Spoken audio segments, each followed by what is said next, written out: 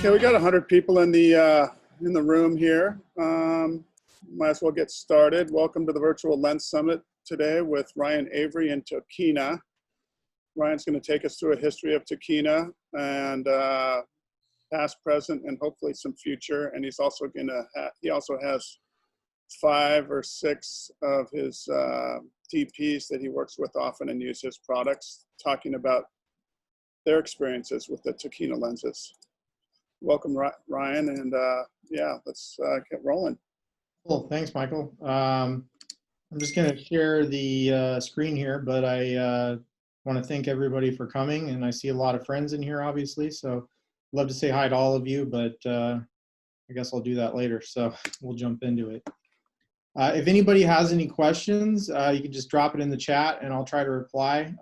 This is more about all of us than about the Tokina stuff. And I apologize, Tokina has a lot of stuff, so I'm going to try to get through this as fast as I can so that we can talk to what we all came to talk to, which is the Tokina featured artists and DPs and friends, and have a chat. So anyway, can everybody see the screen? We're good? All right. So let's see if I can get this to work. Kenko Tokina, a lot of people don't know the entire history story, so I'm going to run over a quick timeline of the company. Kenko Tokina is the parent company.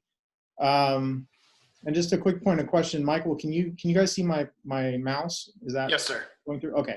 So Kenko Tokina is the parent company. Tokina Photo Lenses is one of the brands. Tokina Cinema is divided out as a separate branding.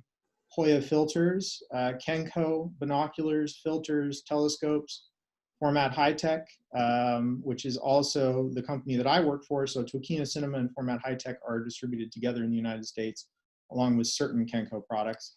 And then Koken, Slick, and Citron. Citron is a very large telescope brand.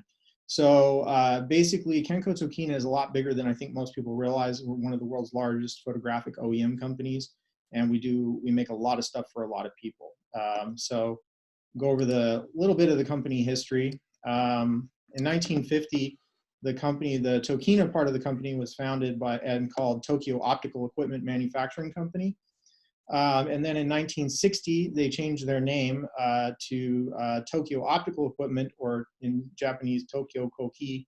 And they began manufacturing Hanamex brand lenses. So if you've ever seen a Hanamex brand lens, at least originally they were manufactured by Kenko, or by Tokina. I didn't put it on the slide here, but about the same time as this, the Kenko company was founded, which at the time was a separate company, and they were run in parallel for a while. I didn't add Kenko into this presentation because it was a separate parallel track of products, but they did binoculars and filters and stuff. And then in the same time, 1960, they started doing a lot of OEM. They did not have the Tokina brand at this time. It was simply manufacturing Topcon, Tamron, Yashica in the early days. Tamron has since become their own manufacturer.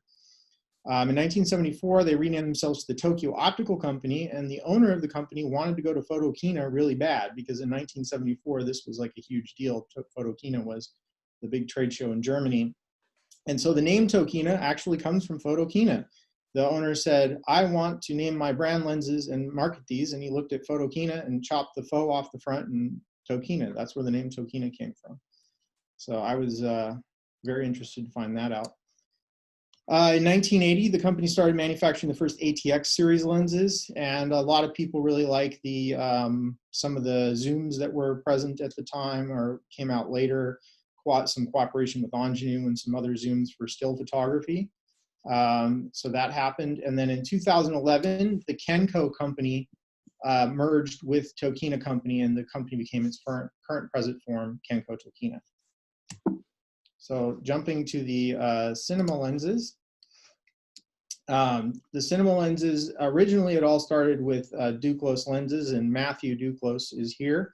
So he knows all about that because he had a front row seat to it. They took the Tokina ATX 11-16 and modified it for cinema use due to popular requests. And you can go on to Matthew's blog on the cinelens.com and check that out. And Michael, I don't know if you want to unmute Matthew if he wants to say anything about that, but real quickly. Yeah, let me find him there. He should be able to do it himself, but there you go. I found it. Yeah. Sorry. Matthew? No. There you are, Matt. You guys hear me? I don't know if you have anything to say about but you guys had a lot to do with this attention of Tokina to finally start making their own products.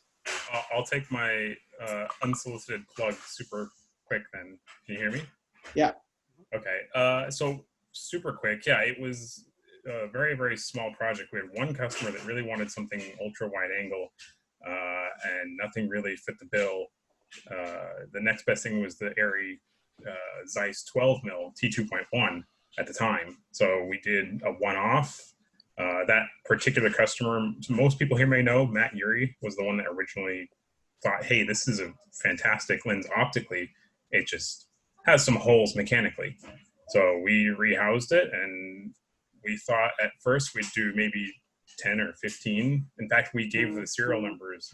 We gave every lens a name on the inside, thinking we'd never exceed the alphabet. And we did probably over 1,000 of those. And I think Tokina took notice. And then I'm sure you'll get into the Tokina parts, but we were very thankful for Tokina for not making a PL version until we ran out of our production run of PL parts. Yeah, that my understanding is from the factory that was more or less intentional, that they wanted to honor the past of the Duclos mod and what they did. So thanks, Matthew. And then so Tokina came out in 2013 with the 11-16 ATX, which was available originally in EF and MFT mount and Sony E mount. It has the orange markings on the focus scale and on the barrel. This did not have a front clamp like the Duclos version does. So that was kind of the line that was given, but they basically put a gear on a photo lens, a set of gears on a photo lens. Later, there was a Mark II version, which came out several years later, and the Mark II has the clamping ability on the front for matte boxes and whatnot. But this was the beginning. So they just took their photo lenses and put gears on them and some more cinema appropriate housings. So they had a 114 front on the 16-28, which was full frame. The 50-135 is the same form factor. And I have here the original 16-28, so you can see it's a fairly large lens. And the 50-135 was the same way. And then the 100 millimeter ATX macro, which I'll talk about a little bit, that lens also is a photo lens that was rehoused. It happens to have exceptional performance for cinema, but that was where it started. And here's the original 11-16 photo lens that was rehoused by Tokina and sold as So both of these 11-16s are the same glass inside, just different mechanics. All 11-16s, the Duclos version, this version, the Mark II version, which I didn't have here in the office. I already showed it. It has like white scale markings, and you can clamp a matte box onto it. So it was kind of finally, once Duclos had sold out of all of theirs, Tokina decided to offer a PL version. So that's where that started. And that was about 2016 or 17, I believe. Well, we got a lot of slides to get through, so I'll just keep on rolling. In 2015, Tokina introduced the Pro IR&D filters to the market. Tokina being an OEM manufacturer, they originally manufactured for another brand of filters. Originally, the manufacturer now has their own separate production, but originally the Matomo True ND was at least partially manufactured by Tokina Cinema, the coating design. It was a cooperation between the companies, and then that's a surface coated ND, very high quality. And without diving into IR&Ds, I could talk all day, but basically IR&Ds, the maximum quality IR&Ds are generally surface coated, but durability is really a serious problem. So Tokina bonded this coating in on the inside and did some slight changes. And so it resulted in the Pro IR&D. And Ernesto Lamelli is here, he uses them. So I'll get to that in a minute. We can talk about that, Ernesto. So in a minute. And then 2016, Tokina brought to market the Vista Primes. However, the Vista Prime development actually started in late 2013. And these are VistaVision Primes. I'll show some coverage and illumination in a minute, but the original ones were the 35, 50, and 85, and then the 16-28 Mark II, which is just a rehousing of the original 16-28, but in the same metal housing. And then they offered the 1.6 expander. So 2016, the only large format camera on the market that I knew of was the Red Dragon 8K VistaVision camera, predating Monstro. And so it was kind of like being early to the party. I went to NAB where they announced these in 16, and it's kind of like being early to party, standing around with a drink in your hand going, where is everybody? So, but there were forward-looking lenses, and we knew that. I got involved in the project very early on, helping with design specification and things like that. So those are the products, and then the 1.6 expander, which I'll talk about. Then in 2017 and 18, the 18 millimeter 25 105, and then the Super 35 / full frame, depending on where you zoom it, 11 to 20 came out. The 11 to 20 is a replacement of the 11 to 16. So here it is in my hand, and you can see it's slightly larger. It has a 95 millimeter diameter. I'll talk about those in a little bit, but that is the difference. Tokina decided to start kind of growing up their cinema lenses and get away from that. And I see Michael's comment about we weren't early, but Dragon Vista Vision was late, so no comment. 50 to 135 came out. Mark II came out in 2019, so it matches the 11 to 20, and it's same 95 millimeter diameter. This is a rehouse of the original 50 to 135. However, they delimited the iris a little bit to make it T2.9 to match the 11 to 20. And then we came out with the Vista 1, which I'll talk about, and a series of diffusion filters, which not a lot of people are familiar with, which I'll show. Then we just announced this year the 25 to 75 T2.9. I call it a Super 35 full frame hybrid because there's really not a word for it, but it has an image circle that's larger than Super 35. And I'll show the coverages on that. This lens a lot of people are excited for because it completes the set 11 to 20, 25-75, and 50 to 135 Mark II. And then finally, I didn't add it into this presentation, but we have another Vista Prime focal length coming this fall. I can't say what it is yet, but we're going to start filling in the gaps basically on the current Vista Prime line to offer a more complete set. So the expander is 1.6 expander. It's available in 3 versions. There's PL to PL, so you can take a PL lens, a Super 35 PL lens, and put it on a Vista Vision camera. So this is the EF version, which I know Chris Vanderschaff has. He's here, he can talk about it. But you put an EF lens on here and you put it on your PL camera. So the entrance pupil on it is 29.3 millimeters, so a little bit smaller than, depending on your definition of Super 35. And then it expands it to 46.7 millimeter image circle. So that is what the expander is. We make it in EF to PL. This is the Sony E mount to PL. So you can put like an S4 on a Sony Alpha or an FX9 or something. And of course the PL to PL version. There's a clearance check. The tool that comes with it is a little plastic thing. You can stick that jig on your lens. If you've got a little gap there, you're good. It'll clear on the adapter. It doesn't work with all lenses. Really wide angle primes have a pretty large, fairly large rear projection on the PL cone that doesn't fit. And so that will show you that it clears. And here's an S4 wider focal length that has a really long cone and doesn't clear, so it wouldn't work on the adapter. You lose 1.3 stops, and it's a 1.6, so it's 60% longer. Where's my next one? So then to jump to the Pro IR&Ds, I already kind of explained that. Ernesto, I don't know if you want to give a quick plug for the Pro IR&Ds or whatever you have to say about them, because I know we were talking about it at the beginning of the meeting. It's just we you know, like with everybody during the whole digital revolution, the idea of IR&Ds was always kind of very mystical. And it took a long time to actually get everything to a good place where they've been stable for a while. And I think we got some very early sets of these, and we still use them to this day, every day on jobs. And old sets, new sets, intertwined sets. Like I could pull a 9 from a set and something in a 1.2 from somewhere else, and they always match. And it's nice to finally have something that's consistent, because it hasn't always existed. IR&Ds have always kind of been in flux, you know, depending on how much you use them and how old they are, they shift. And these have been really stable. It's nice to have something you could count on again.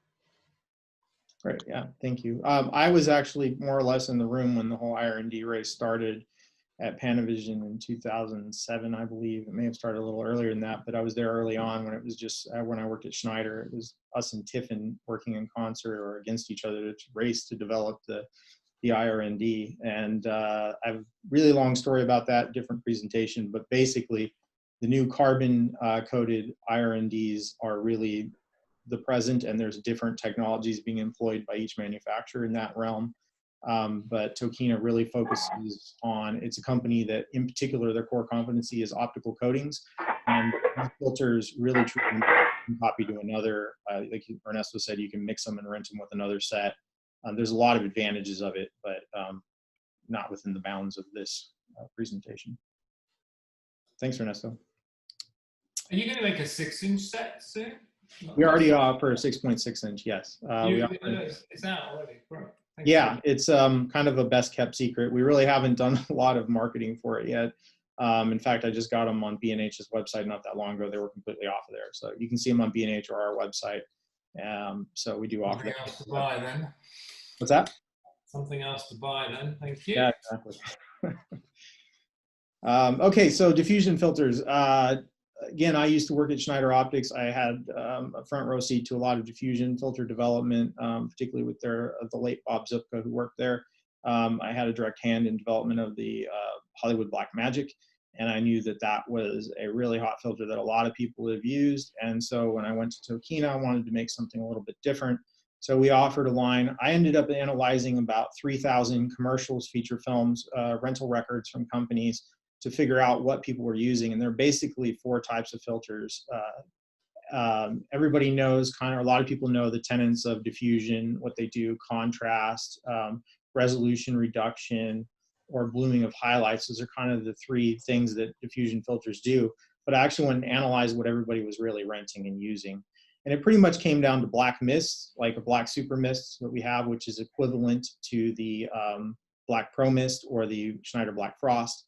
And then the white version, which is the halation type, the standard pro mist, white frost from Schneider, or the clear super mist, which we have, which is a little different. So real quickly, just show you the images. This is the pearlescent filter. This is a really strong example, but creates a really strong ethereal kind of effect. For those of you familiar with pearlescent, this is Tokina's version. There is the Black Alchemy, which is one that I'm particularly proud of. It's a follow-up of my experiences with the Hollywood Black Magic. Basically, it has a different type of particulate. It doesn't have the Schneider trademark patented lenslets that they have. This is more of a mist-based filter. It's kind of similar. I forgot the name that Tiffin uses, the Soft Effects Black or something like that. It's kind of a similar filter to that. But it creates a little bit of a bloom to highlights, but it gives you a really smooth, you can see the skin tone here, it really smooths things out in a gentle, pleasing way.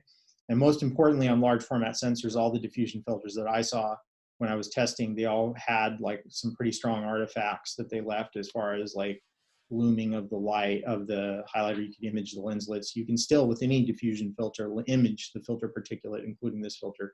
But this one does a better job of holding it together on a range of T-stops and due to the particulate size. So that's the Black Alchemy.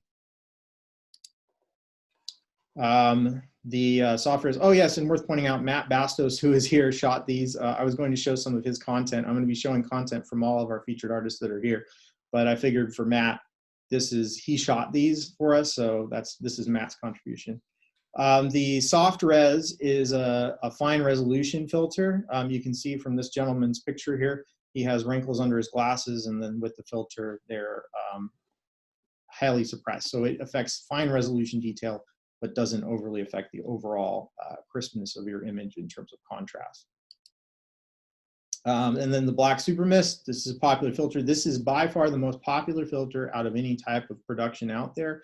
An overwhelming majority of feature films, TV shows, stuff use these black mist filters under different manufacturers. This is just Tokina's version, the Black Super Mist. There's the Pro Mist or Black Pro Mist from Tiffin, and the Black Frost from Schneider. I think Harrison had a version. So do these come like in a set of, do they start at 1/8 and go to 5 or what? Yeah, they go to 1. We do a scale of 1/8 to 1. We also own Format High Tech, which has a version of this filter that we also manufacture in a 1/32 and a 1/16, which is basically like nose grease on an optical flat. It's very, very fine, but there are people that use it. We don't manufacture 2s or 3s. Simply put, I don't think Barbara Walters really buys those much anymore. I think she's set, so we don't really need anything that strong. But Yeah. yeah, so let's see. It was a quick comment from Bobby. Yeah, it depends on how greasy your nose is. Yep. So then we have the clear super mist. This one is a little bit different. It has a clear particulate, so it's not quite like the white frost or the standard Tiffin Pro mist. It has a little bit more of a indescribable kind of sparkly feel to it. It's very popular. I know Evan Butka here has used the clear super mist. Evan, I don't know if you want a quick mention about the clear super mist. I know you use it a lot. Yeah, I used it on a couple narratives and a bunch of music videos, and it's really nice, especially a couple of the music videos we had like dream sequences or just like different flashbacks, and so we went super heavy on that. And for the narrative stuff I've used it in, it overall just created a very nice, softer look. Thank you. We'll show some of Evan's images in a bit. Okay, that was the filter portion of it. I decided to get that over with early. We'll talk about the filter, the lenses. So the 100 millimeter macro, probably one of the better kept secrets out there. This lens retails for $2,500 US. It is a 1-to-1 life-size reproduction macro. It has very minimal breathing for a macro. Everybody that has one says, I can't believe I didn't find this sooner. It's an exceptional value, very high image quality. I have some images from Chris Vanderschaff, who's here. And Freak says it's insanely good, so that's good. I don't know, Chris, if you got any comment on the macro, but we'll show some of your images later. Yeah, I mean, it's a super crispy image. It's a great lens. It's built really well. I mean, everybody who's used it knows everything you just said, but it's super sharp, super crispy. It is pretty handy to have like that little scale that's on the side just for like a visual reference, just to kind of see when you're dialing it in, you're going to need quite a bit more light, especially with the high speed stuff, because we're always really light hungry. Yeah, so this does not have an auto-compensating iris. So the Arri Master Macro, and I think the IB Raptor has an auto-compensating iris. I could be wrong. If someone knows, let me know. And Andrew, you can buy it pretty much anywhere. Duclos is an exceptional retailer, or you can rent it from Kerner Camera. So so anyway, the iris here, if you can see, it's color coded. So even though the lens would be at T2.9, yeah, the Raptor doesn't compensate either. Thanks, Ernesto, for clarification on that. There really aren't a lot of macros out there. There's some rehouses. A lot of people use the Canon. But anyway, this one, if you have the lens set at T2.9, but you're at 13 inches, which is close focus, and the scale goes a little bit past that. Oh, what happened? The scale goes a little bit past that, but basically you have to go to the orange color that's coded on there. So you have the orange color here, so you're actually sitting at closer to a 5.6 when you're at 13 inches because of the barrel extension. The actual barrel doesn't move, but inside it moves. So you can see that, but it moves. So that gives you the light compensation factor. It's available in multiple mounts and it's interchangeable. Blank slide there. Here's an image from Chris. I'm assuming that's the macro, Chris. I got that right? Yeah.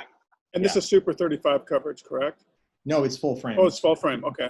43, thank you. 43 millimeter full frame. It does not cover Vista Vision. You can use the expander on it, the Tokina expander, to get to Vista Vision, although the difference is 3 millimeters, and depending on what format you're shooting in. I have a coverage chart. Well, actually, not for the macro, but I'll show you anyway. The cinema zoom, this is our set of cinema zooms. I covered it before. You have the 11 to 20, which is great for gimbals and whatnot. And I know Phil's been using it on Komodo lately with his one there. I don't know if you have some quick comments on the 11 to 20 on Komodo or otherwise, Phil. Yeah, it's been an interesting one because Super 35 format is coming back into my life quickly. Because I've been filming VistaVision for so long, and that is like an incredibly empowering lens on Komodo in particular, because it's small and it matches the small camera body, and I don't think there's really anything else on the market quite like it. So it's been nice. I've had it for a while. I've used it in limited capacity, but now it's like always in my kit for my Komodo package. So Yeah. I know some other people here I think have it, but if you do, great. Let us know otherwise. And then the 50 to 135, which I said was like a rehouse of the original version. So this is not the 50 to 135. This is the 50 to 135 Mark II. This is the 1628, but to give you an idea, it was the same barrel size. So it's gone down quite a bit, but similar optics. And the diameter on this matches it matches the 11 to 20, and the new 2575, you can see here, will be slightly longer. But we'll have the same 95 OD, and the gears are all in the same positions when you switch. That was great. Oh yeah, Kevin has a great picture of the 11 to 20 we'll show later, image from it, from Kevin's feature. So are these available now, the two longer ones? The 11 to 20 is available now, and the 50 to 135. The 2575 will ship in early 2021. We decided to announce it early because so many people were asking us if we were going to do a mid-range focal length. And this one has gotten a lot of attention. I'm going to show coverage in a minute. It's a 36 millimeter image circle. So it actually covers quite a bit of formats. It'll even cover 4K UHD on the LF Mini or LF.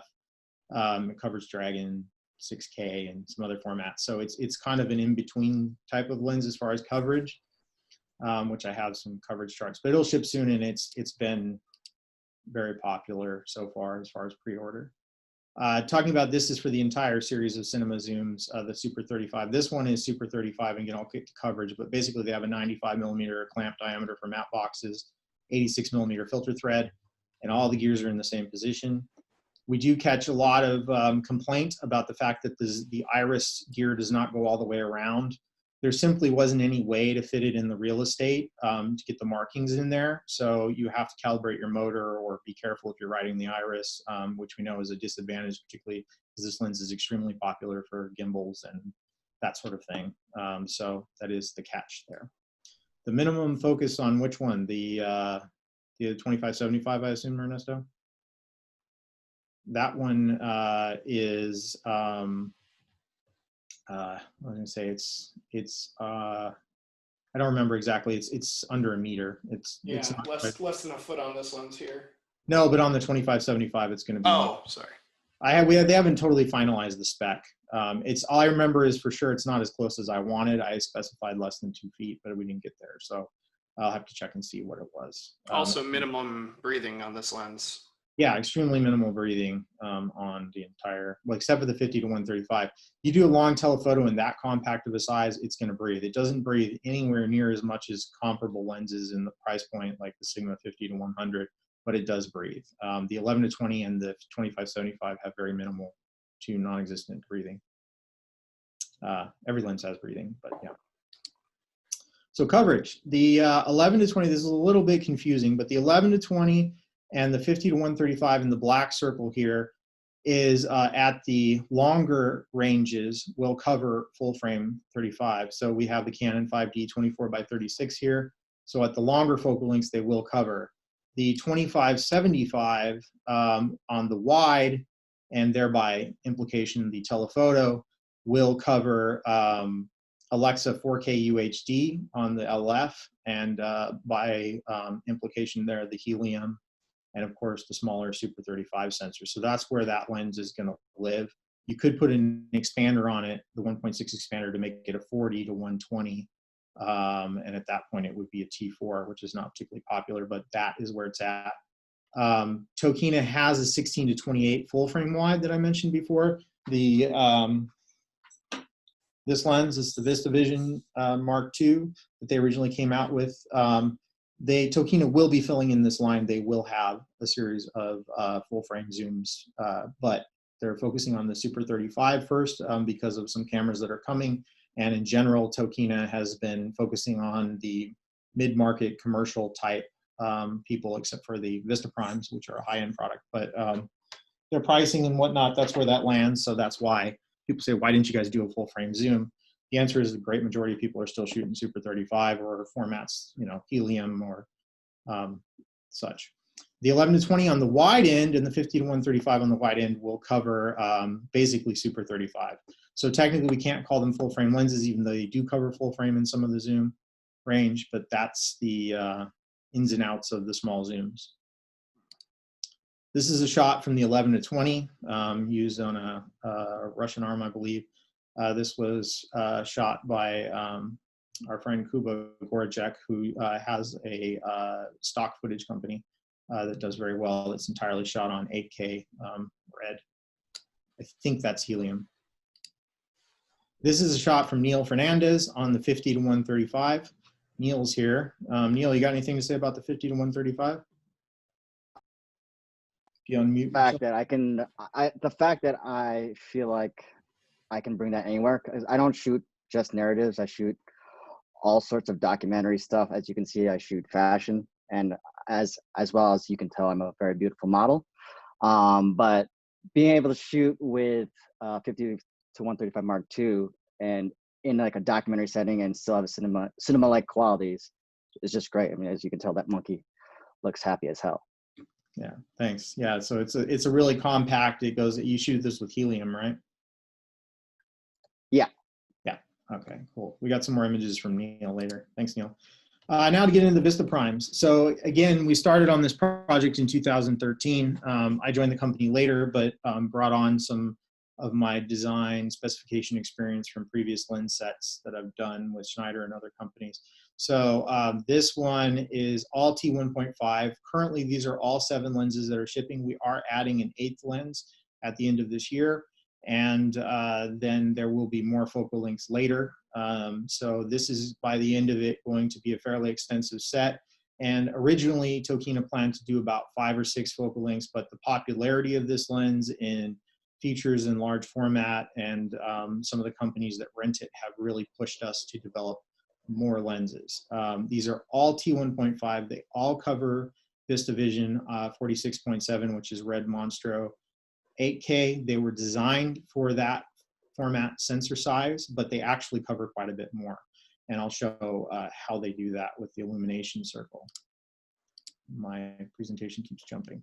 So the true design effort was 2014. And my chat window is covering this up. It's a ground up design. This is not a rehoused photo lens, unlike some of Tokina's other products. And to mention, to jump back, the 2575 is also a ground up design. So everything moving forward from Tokina, they started with their heritage of photo lenses and we're basically putting gears on them. Now, everything in this department is all ground up design, really exceptional work by our master lens designer. And these are all fast. So even though they're T1.5, they're actually f1.2 to f1.4. And I don't know how everybody feels about this, but I've had some conversations like Kayvon Elhami from Camtech and even some folks at Panavision have always had this discussion with me about how it's possibly time to move past T-stops and mark lenses both F and T number, particularly with light onset lighting changing with the dynamic range and abilities to adjust. I don't know if anybody has a specific comment about that debate. No. No. No T-stop, only T-stops, right? Oh, yeah, T-stops from here on out. If I was king of the world, everything would be T-stops. Well, I'm not saying we don't mark them with that. I'm just saying, like, I know Sigma does it. They mark it with T and F number, which I actually think is better. But can you explain the reason why that would be beneficial? My understanding is that it's has to do with calculation of depth of field. So I think that's where it comes into play because F number is relative to the aperture relative to the focal length. But I'm not saying that we're getting rid of T-stop by any means, but I feel like F number for a lot of people could be beneficial. But that's really an esoteric debate.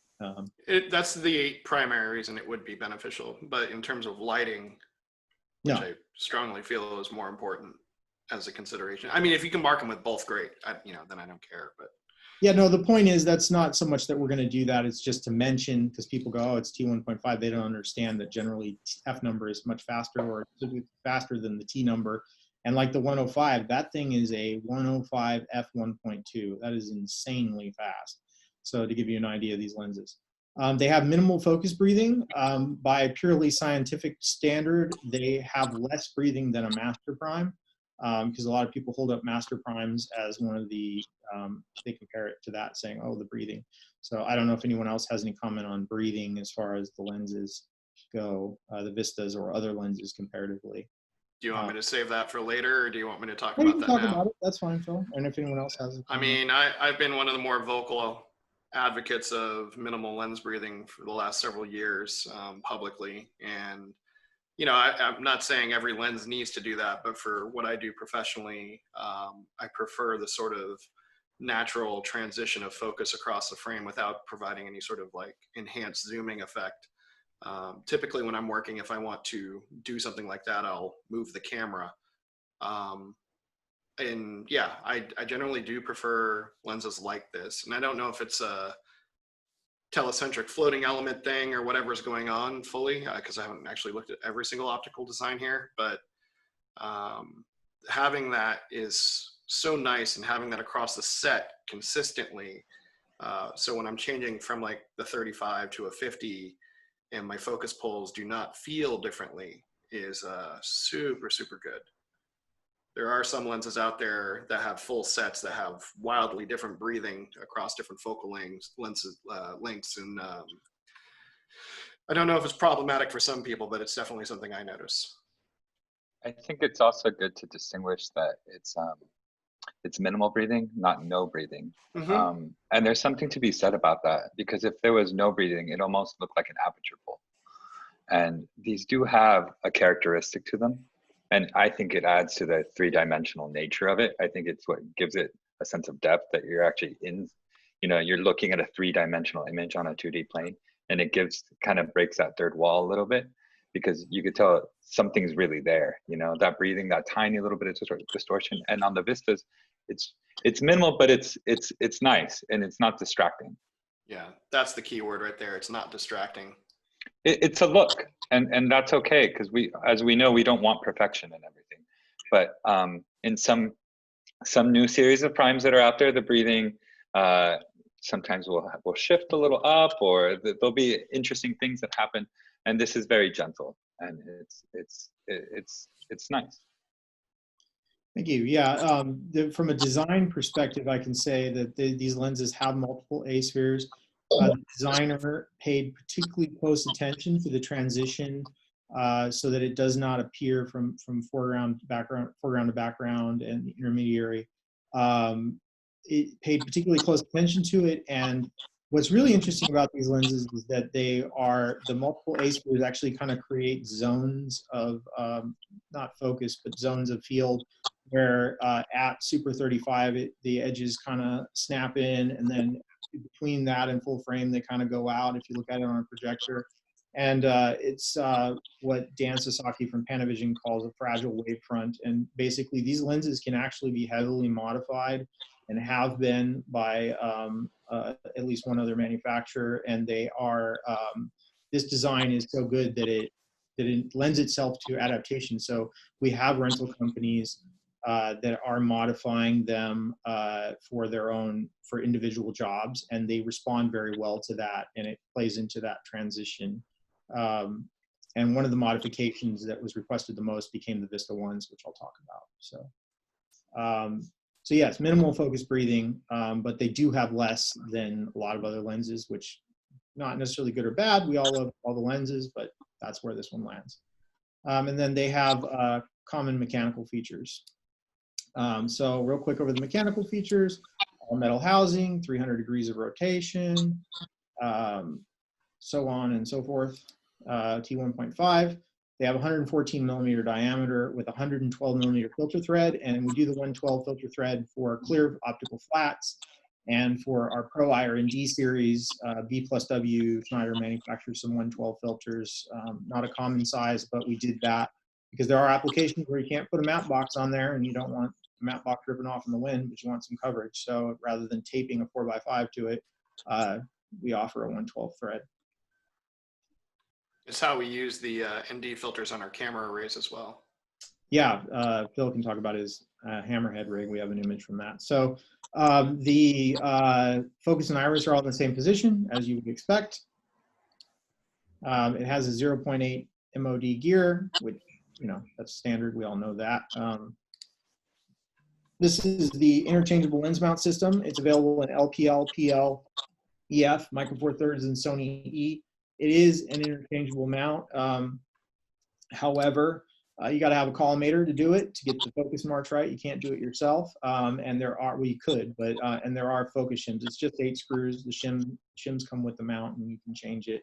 But that's more for our rental environment. So if you buy it in one mount, you're not stuck with that mount. As far as red coverage goes for the Vista Primes, this one, the area of illumination at 55 millimeters is an average. The 135 casts closer to a 60 millimeter image coverage for illumination. So it gets a little weird and wild out in the corners, but it will cover. So for red, these where you can see they designed perfectly the area of definition, which is the intended area of use for the lens as far as sharpness and evenness of illumination of the field, is for 8K Monstro, and obviously then by implication it covers the smaller red formats. And then this is an illumination chart from CVP. If you haven't been to CVP's website under their tools camera lens, it's really cool. They got pretty much every lens and camera for checking evenness of illumination. So you can see generally in a lens, you want the center to be as close to the corners as possible in terms of illumination or exposure, unless you're looking for a specialty effect, but or you just like the way a lens looks. But if you're looking for clean, this is it. So it gets a little bit darker in this particular format, but the difference, generally I've heard from several lens technicians and people that work with them that you want to try to get less than a stop between them in the worst case. And this one is very, very gradual in terms of the light difference there and sharpness as well. So. Want me to close your car? No, I want to. For ARRI, we have the Alexa 65 here now. As I said, 55 millimeter average illumination circle. So actually some of these Vista Primes, basically the 35 and up, I believe, completely cover in terms of illumination the A65 format, and they have been used on Alexa 65 for some features and projects. Then the area of definition squarely covers the LF open gate with room to spare, and it will cover the Alexa 65 5K 16:9 mode. However, the definition does clip a little in the corners, but honestly, the difference between illumination and definition that close outside of the definition circle is very gradual. So basically, they work on 5K fairly well. So here is, again, from CVP's website, their illumination of the LF Mini/LF sensor. And you can see, again, the exposure is fairly gradual, meaning that it lets in a lot of light, even at the corners. And then I've got my friend Will here from the UK, and we were at Area Rental in London, and we were playing with the Alexa 65 and the 18 millimeter. This isn't a screen grab, and it's a dark wall, so it's kind of cheating. But you see how close he is with the 18 and the perspective you get on this monitor with very little clipping in the corners, none on the 5K actually, just very slight drop in illumination. But it gives that really crazy perspective. And I didn't grab the image, but somebody took a Hasselblad I didn't get the model wrong, but the HD 600, the one that shoots video, just massive sensor, and they put an 18 on it, and it was just the most mesmerizingly wide thing you'd ever seen. It was really cool. So this one, it has a round bokeh, although this is really not a great example, and extremely high resolution. Originally, Tokina was going to market these as 8K lenses, which is a misnomer and not correct. So finally, the point is they're very high resolution and will carry you all the way through. But they are compensated for the OLPF cover glass, and they do have their own gradual look that Ernesto was talking about. So it's not quite like that. And this is, I feel this image is a good example of some of the fall off of the Vista Primes in terms of that gradual look. Neil Fernandez shot this one, right, Neil? Yeah, I don't know what lens I used actually, to be honest. The Vista Prime, anyway. It's one of the Vista Primes.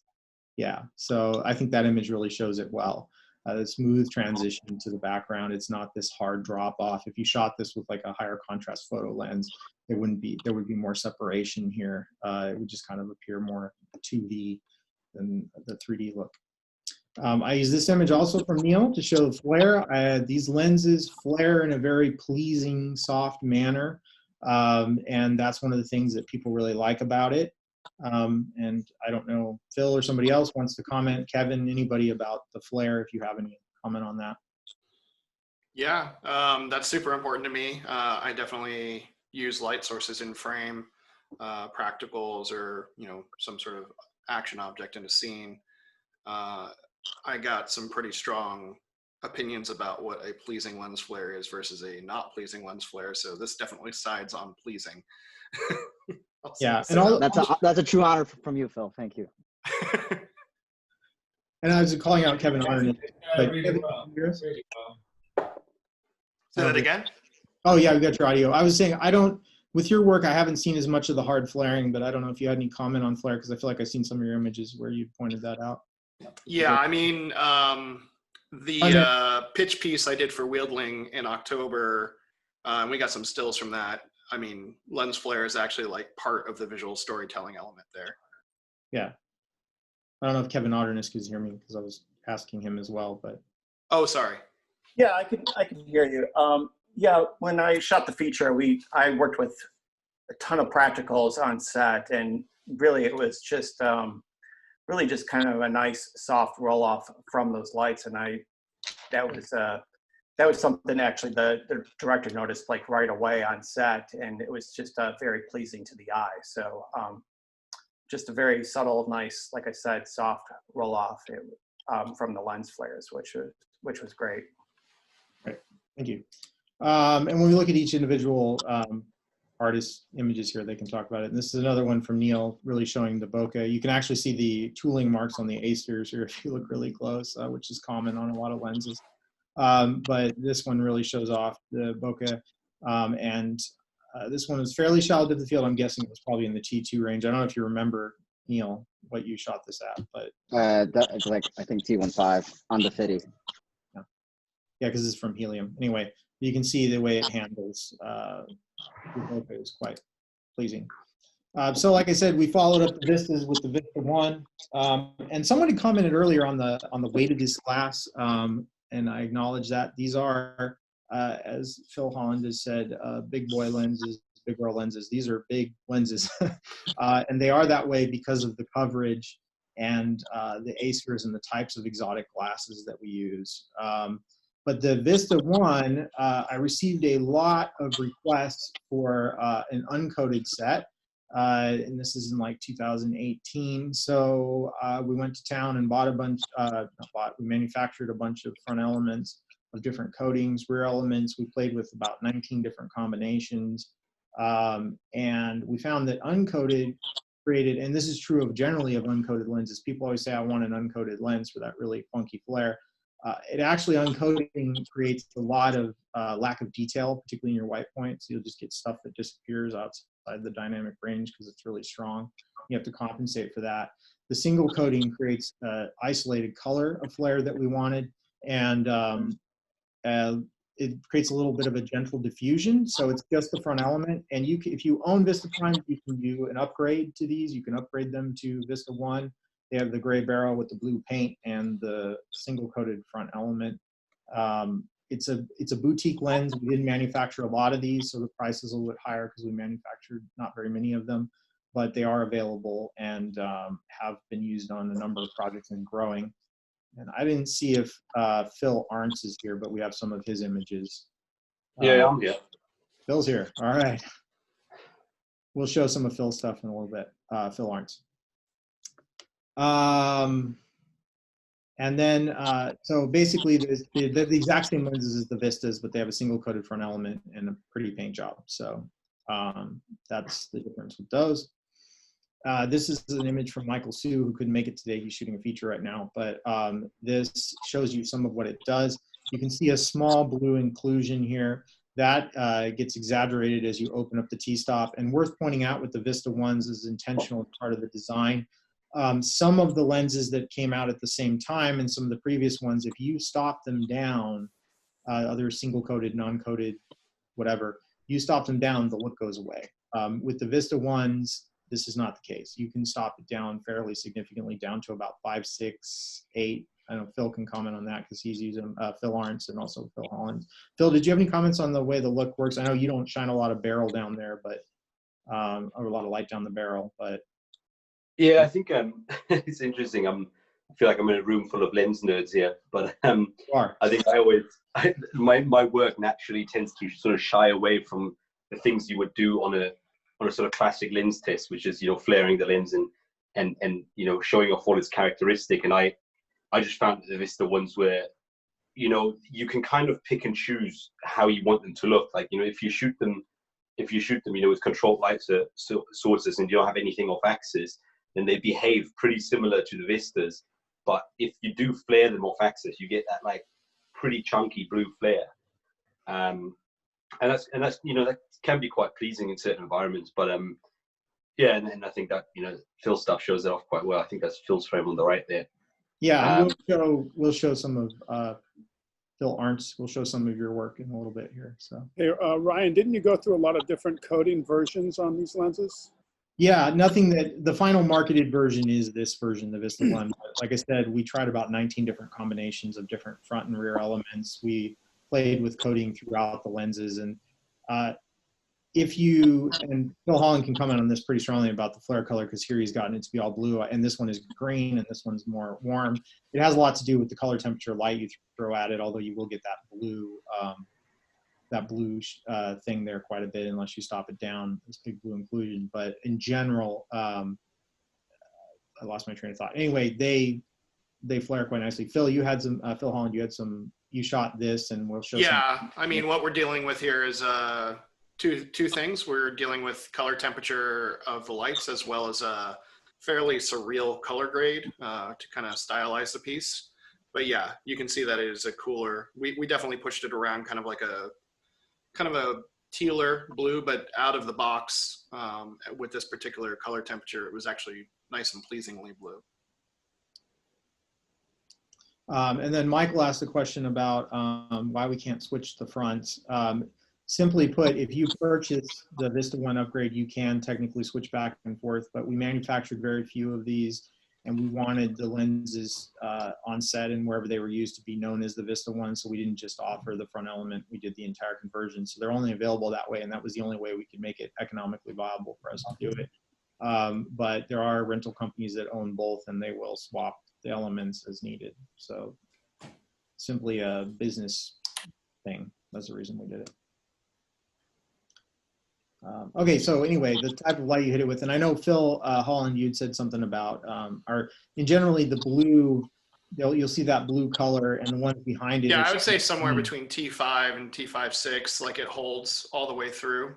Like if yeah, that's but the color of the flare, like the biggest one that's imaging from the iris to the front element is that big blue circle that you see. And then the other ones behind it will be green, which some people don't like, but you can correct that in post, which Phil's done here, right? Yeah, looks like I did. Correcting that statement. Rental. These things have picked up a lot of steam with rental. I highly recommend you rent them from Kerner Camera. However, they are available from Panavision, Area Rental, Camtech, Major Rental. We have a fairly significant partnership with Panavision on these lenses. Kessler has these now, right? What's that? Kessler has these now, right? Yeah, Kessler does too. I believe they just picked up a set. They rented mine before they had them. I remember that. Yeah. So I can't confirm that for sure, but I didn't sell it to them, but I believe they have a set. Certainly any large major rental company will. And so we have a poster of the Panavision thing because they use it with the XL2 quite often, and it's made it onto a lot of features that way, which we're very proud of. Yes, and as far as Jay just asked if the coverage is the same, the Vista One and the Vista are exactly the same lens except for the coatings. So everything is the same as far as that goes. Production use, we have major feature films. I put El Camino up there because it was shot with a Tokina. Some of it was shot with a Tokina lens, 11 to 20. So I am told, if I'm correct about this, someone can correct me, but all my evidence shows that the 11-20 was used on El Camino for the particularly wide shots. That's why we put it up there. Lots of feature films, Amazon, Netflix. We're trying to compile this. We're a relatively new manufacturer to cinema, so we don't have the luxuries that some of the other larger manufacturers have of finding out about a lot of these films. But we know for sure that they're used in VFX on Fast and Furious 9. We used them on some Marvel stuff somewhat recently. Yeah, and the cats we're particularly proud of. That one, everyone is. Yeah, everyone is. But Area Rental did select these, or Cats Production did pick these at Area Rental, so we are proud of that. But the film, no comment. So we're going to get into the images from our featured artists. I have several of them, so we're going to try to make it short with each one, but we'll have Ernesto. You can give us a little introduction about yourself, the type of work you do, and then I will scroll through your images. If you stop me at any point, I'm going to hold a few seconds on each one. If you want to stop and talk about something, just let me know. So sounds good, Ernesto? Yeah. My name is Ernesto Lamelli. I work in LA. I work in Mexico City. I work a little bit of everywhere. I do mostly commercial work, branded content, and like some video installation work and just XR work, just a little bit of everything. Sometimes techie, sometimes just fashiony. You know, very lucky to be doing what we're doing. So, but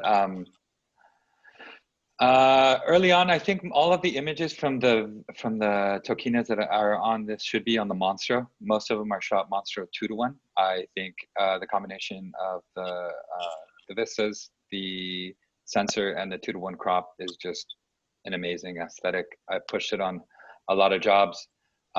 Everybody says no, no, no. Then they look at an image, and I've gotten hugs. I've gotten kisses on the cheek. I've gotten so many things from people going, I'm so sorry. Like this is gorgeous. Like it starts us off with, I want to shoot Alexa and cook S4s to let me show you something a little different. And in the end, they're just like, this is amazing. You know, and it's very happy about that. Vista, I haven't shot very much with the Vista 1, so everything you'll see here is just standard Vistas. This is Dragon, and this is full sun, just right off frame. As you can see, all the highlights off of the water. Lens is holding pretty good coatings. Here we embrace the coatings and the flare, and you can see that beautiful flare going right across the face. But there's still a lot of detail and contrast still in there, and very just three-dimensional. This is all for a quick little fashion piece we shot. No lighting. This is just all available light, which is sometimes nice to do, you know. There's a little bit of flare right there, so yes. But one of the things I really like about this set of lenses is the flare characteristics. They're just so unique to everything else. And it's kind of great because these lenses are just starting to get known, that a lot of people just have no idea what you shot on. You know, they look at this and they're like, what did you use? I have no idea. What was this? And it's kind of nice when in an era where everything looks the same all the time, you know? Can you tell us a little bit about this particular project? Anything worth noting? This is just a men's fragrance commercial, part of a series that we did. We did women's and then we did men's. And this is in Convict Lake. And this is just a no budget passion project for a director I work with. He just had this piece that he wanted to do, definitely above and beyond what the client had asked. And it's just like, why not? Let's go out there, spend the weekend up in the high Sierras and shoot some pretty stuff. Nice. Bobby asked if they're shot fairly wide open, or your iris setting on these, if you remember. If I'm going to be shooting full frame, unless it's a technically difficult pull or I need to keep certain things in focus, I do like this very crushed depth of field on wide angle lenses, especially in this wide format. It's just a nice departure. You know, everybody thinks it's anamorphic until they look at the flares and realize that it's not. It just has a lot of texture. So this is probably all shot under a 2, where we wanted to feel the background, but I didn't want it to be distracting because it's really about this expensive model's face. And so we just enough stop to carry him, and then everything else just so we feel the background, but we didn't want the background to be distracting. I was And going to it's ask. really nice to have that. Peter Nickel just asked the focal length. This is either an 18 or a 25. Probably a 25, to be honest with you. Which on full frame, which on Monstro VV full frame 8K 2:1 is quite wide. And then do you use ND? Andrew was asking. Yeah, this is probably with like a 1.2 or a 1.8. And this is with the Tokina Pro Stocks. The Pro IRND. And the reason I do that is it doesn't change the characteristic of the flare so much with the Tokinas, but there's no diffusion, there's no nothing. So it's fairly traditional lens and ND kind of vibe. Cool. Okay, thank you. Unless anyone has more questions for Ernesto, we're going to do Q&A after. If anyone has anything in particular or if something bubbles up, let me know. And here's a wide shot. It looks like you used a polarizer there, but with the water. That's it. Yeah, actually, did we? We might have tried to, but then it might have been distracting. But the water really is this clear in large aspects of it. It is convex lake. Yeah, that's true. Yeah. Okay, thank you, Ernesto. We'll get back. Any questions you guys think of for Ernesto, we can add it in the comments and we'll circle back around with everybody. So Kevin, you want to talk us about your project? This is from which film and what you're up to? Yeah, so my name is Kevin Otterness. I'm a DP cinematographer out of Chicago. And the frame that you're seeing up there is from a indie feature film that was shot last year. It's titled Rainbow's End, and they are currently in post-production on this. And I was lucky enough to shoot this feature on 2 Red Epic Dragons, and then using a set of the Tokina Vistas. And this is the this shot here is this was shot on the 11-20. The crew kind of made fun of me because it was ended up being my go-to lens on this film, just because this was one of probably the largest locations that we shot at, but probably about 95% of the film was shot in these really tight locations, and it just made it feel like the film was, I don't know, you're being kind of suffocated. So I really went to the 11-20 a lot for all my wide shots, and just kind of really opened up the film really nicely. So my first AC and my second AC they always had the 11-20 right in their hands because they knew that that's what I was going to call for my wide shots. But yeah, so this is shot on the Red Epic Dragon, and we shot in 4K. This one here particularly was the, let me see here. This was the, I believe this was the 105. So this is actually being shot in a really small living room, but I was kind of further back, and looks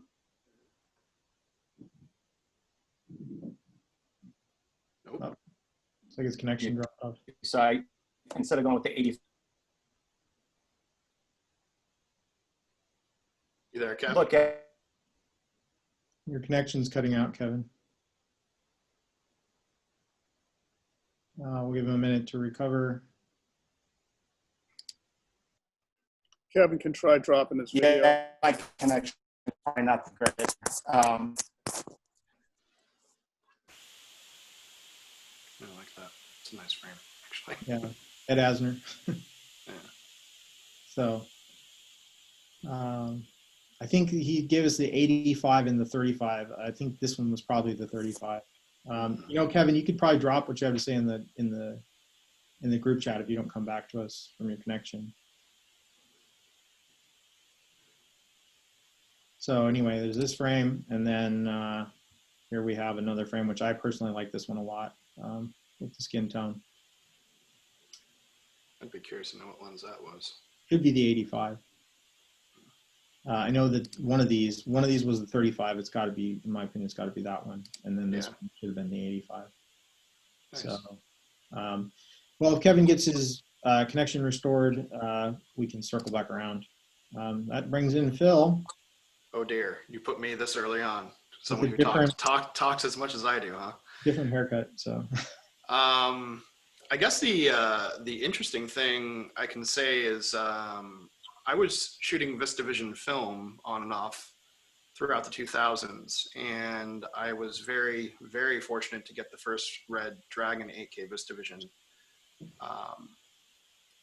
And this has been something I've been really hoping for a long time, to say the least, because I'm quite fond of this format for a variety of reasons. I have a host of kind of my favorite formats, and I'll save that for a different discussion. But when the Vista Primes came into my life, they quickly became my primary lenses for the last, I guess, 4 years.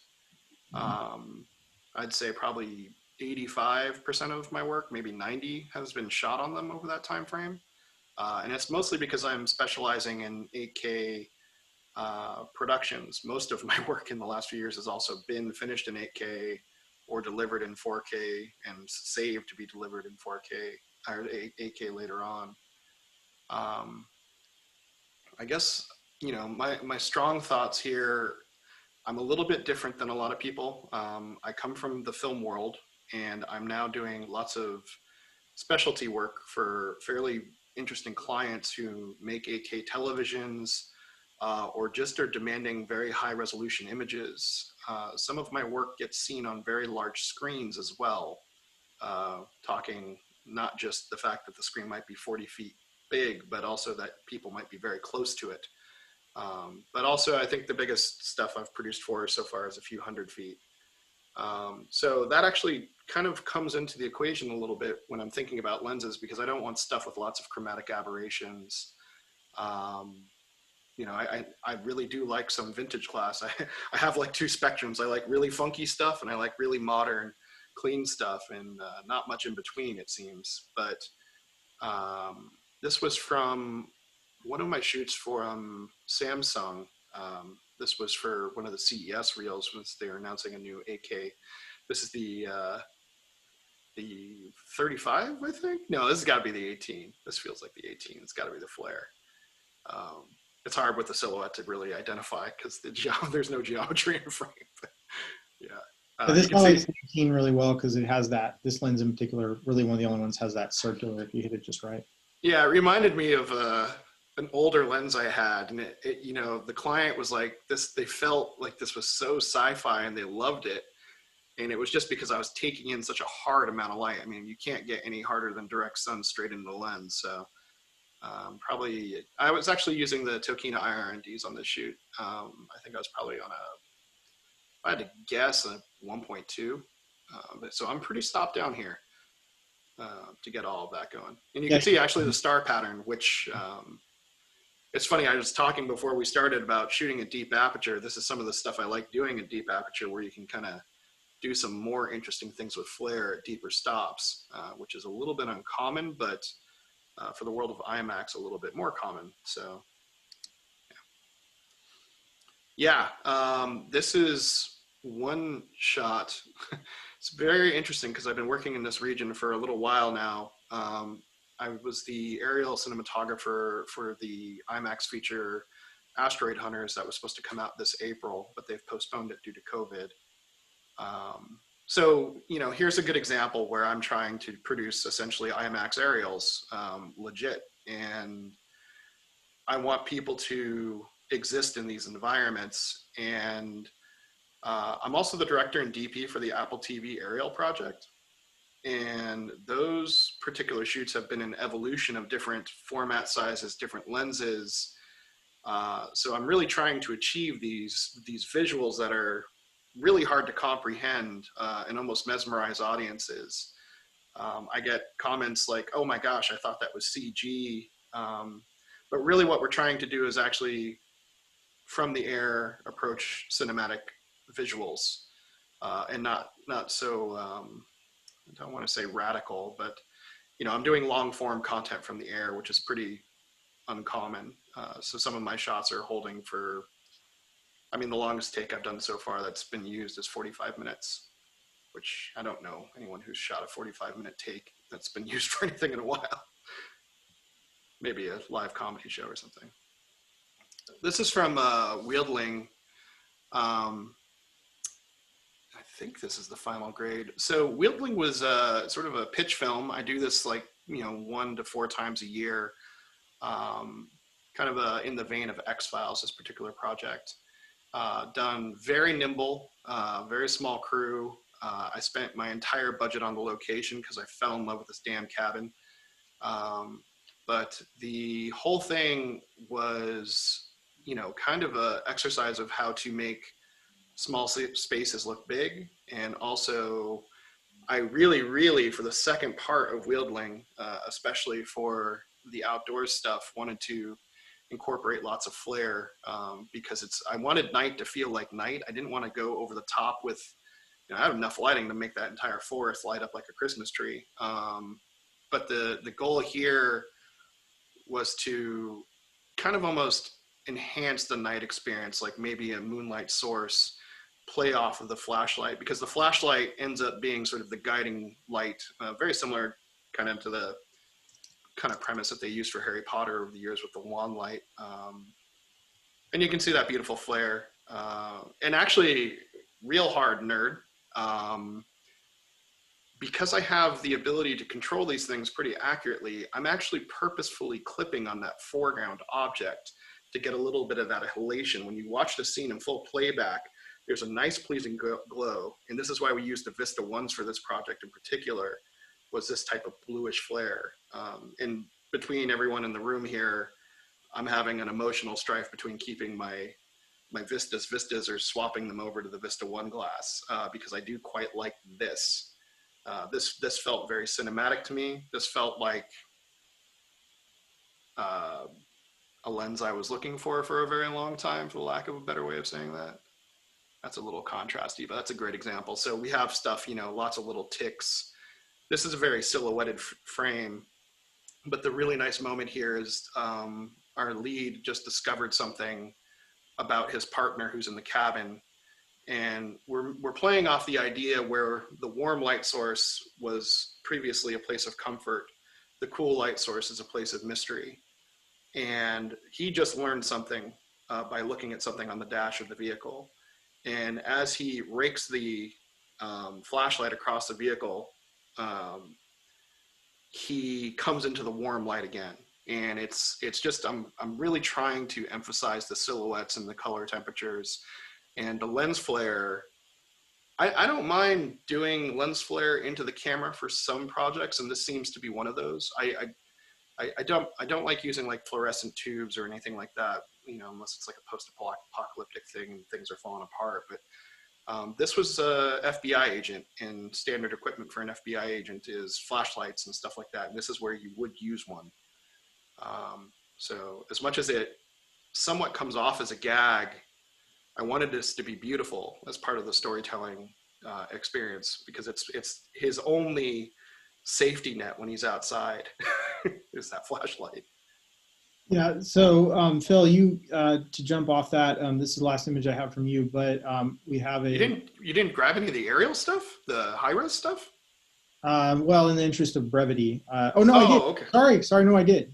Oh my, I was like, geez, you should show some of that. I was like, that's why last night I was like, I need more. Sorry. So this is actually something that a lot of people haven't seen, is this particular clip.